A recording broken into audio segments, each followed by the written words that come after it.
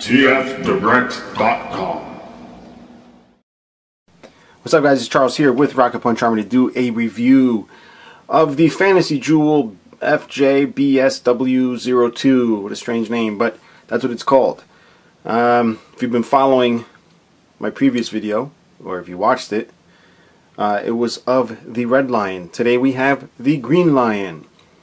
And I'm very excited. TF Direct sent this out to me. I just got around to reviewing it now. Here's the logo on the back. And it's a nice simple box. For those of you that did not watch the other video, this is pretty much a knockoff version of the Soul of Chogokin Voltron / Go Lion. Alright, but there's, you know, for those of you that are like, oh, it ruins the hobby, whatever, they at least did do a couple of things a little bit differently so that you won't mistakenly pay thinking you're getting a real Soul of Chogokin. I'm sorry, I can't even spit that out of my mouth right now, but that's what I'm trying to say. So, yeah, it comes with this little sleeve thing here. And of course, because I already took this little shrink wrap, everything's falling out. But basically, it's a little tray. You do get the little weapon here. It's very pointy. You get the tail. Alright. You get the mouth weapon. And obviously the lion and his shoulder-mounted weapon right here. Alright, so we're going to do a comparison. It's not a full-blown comparison, so I don't even know if I really want to call it a comparison review because I don't have the weapons for the original. But here's the KO, and here is the original.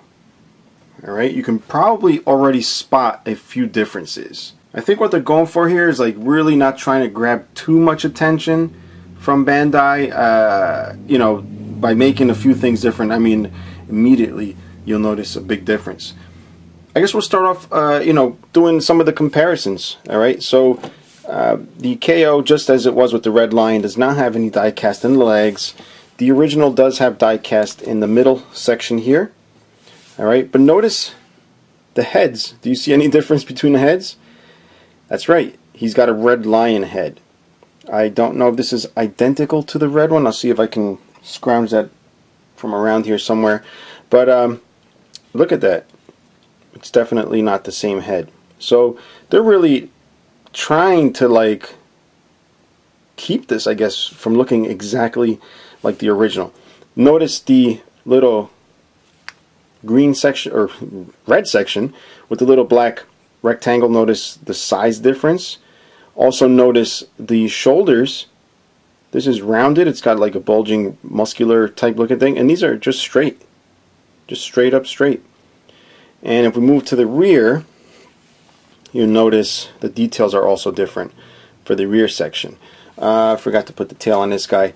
They did take the liberty of making these tails like individual snappy things, so you can actually articulate the tail, which is kind of cool, I think, because the original does not allow you to do that. It just pivots sort of, like really small amounts on the ball joint there. And this one actually gives you more articulation. Did notice some differences also in the leg design. So this also has like the red lion legs right here. And also the attachment here for the weapon piece. You notice it's got the little hexagon shape, or octagon, hexagon, whatever, and the original does not. So done a few things differently there, guys. Go ahead and see if I can open this little weapon part here. Alright, guys, I'm not gonna lie, it took a lot of prying to get this to open, but it did open, so you'll see that little weapon thing there. As far as the neck, oh, look at this. Looks like the little ring piece came off. Yeah, it looks like it's supposed to be glued. You can tell they glued it there, just not enough glue. That's simple enough. It's not broken or anything. But here's the neck. It pulls out, and it also fully pulls out if you want to do the rocket punch thing there. Pop that back in. Also, the neck, to note, is that it's not round. It's squared, just like the red lion. Yeah, I really thought I had the KO red lion with me to compare. I don't. But I'm pretty sure that's the head. I mean, it wasn't that long ago I reviewed it. Pretty sure that's the head. Obviously, it is not the green lion head. And you can tell by the shape of the mouth. Other than that, I mean, it's good. If you missed out on the GX-71, right, the original Solar Chogokin Voltron / Go line, this is probably a good fit. Although the prices are, you know, if you add everything up so far, the two arm lines have been around $50 shipped.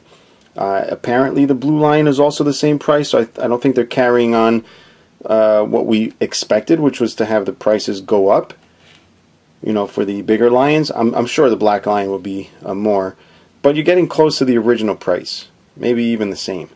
But then again, the originals are going for crazy amounts of money. So maybe this is a good option. Now moving again towards the quality of the figure here. There's something I want to point out. This does have die-cast. This is the KO here. It does have die-cast, but you'll notice the die-cast is nowhere near as clean right here in this tail section as the one on the original. Another thing to note is, again, this has the ball jointed ankles. These do not. It's just straight up hinges. So if that's something that's going to bother you, you know, it's understandable, but obviously this is not going to be identical. Whether it's costs on their end, which, you know, because they have to pretty much redo the figure. They're not doing a straight up knockoff of the original, so I guess they're trying to keep the cost down. And I'm thinking they're just afraid also that Bandai's just going to come knocking on the door one day. So they try to make these quick, you know, and as cheap as possible, while still making a good figure. Because if they're crappy, people like me would review it and say it's crappy, stay away from it. But I think it's good enough where if you missed out on the original, you'll be pretty happy with this. Although if you're a purist like me, that stuff might annoy you, like the shape of the mouth. And look at the way the mouth opens. It's a little strange right here on the lower jaw.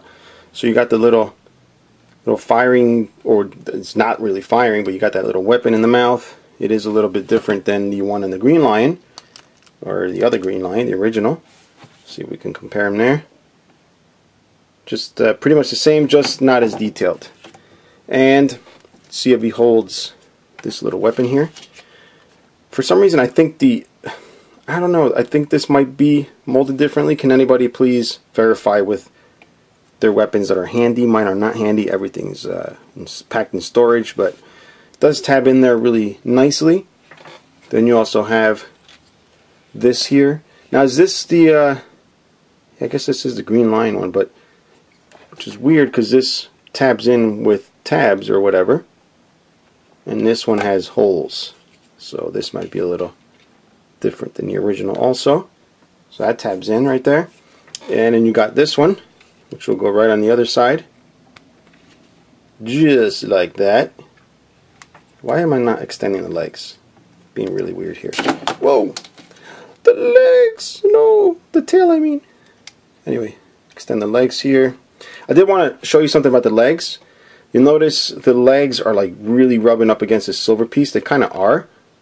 They were like, I thought they were seized in. Kind of hard to pull out. You saw that, like when I pull it out, it just frees itself up once it goes over that little gap right there, or little hump.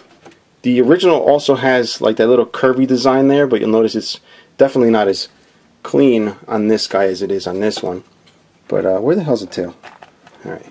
So notice the tail came off, but it just pops back on, little ball joints. Alright. Now as far as the legs, they come down. They do go out, so that's a good thing. Very slightly. Can they pull out? Yeah, there we go. So they do pull out. So you get nice articulation there. What's nice too is that die-cast joints. Wouldn't expect that on this one, but it does have the nice die-cast joints. So overall, I think it's pretty good. I mean, I don't think it should cost $50. I can understand why it costs $50, but it's probably like a low, quick run that they're trying to do just to get away with it. Because I'm honestly surprised that these are still coming out. Blue Lion's on the way, by the way. And then yellow, which is my favorite. Oh!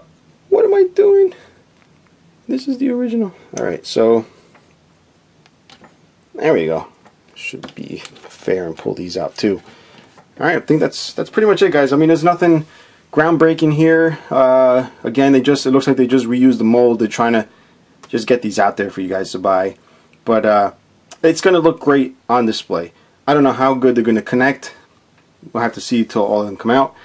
But at least you'll have a nice modern representation of Voltron/GoLion if you did not have a chance to pick this up.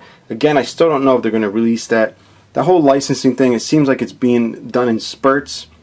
Hopefully it's going to be Bandai's turn again at some point. I don't know how it's working out, but we'll see. For now, this is probably your best option. Unless you want to pay close to a G for this. Really?